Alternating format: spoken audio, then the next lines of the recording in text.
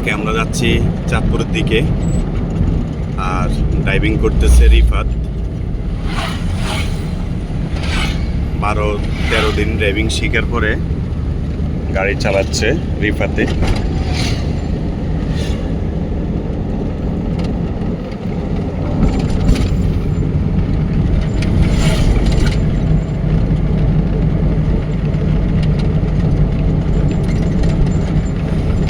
গাড়িকে বুঝে নিলেই ড্রাইভিং সোজা হয়।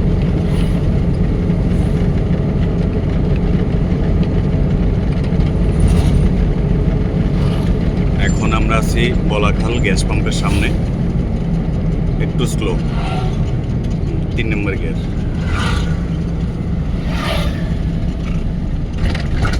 ব্রেক ছাড়ে দিতে হবে। হ্যাঁ, আবার টানে। মোটর সাইকেল সিএনজির সাথে ঝগড়া করতে করতে টাইম বাম না থাকায় পাম্পে ঢুকে গেছে। খেলবে জন্য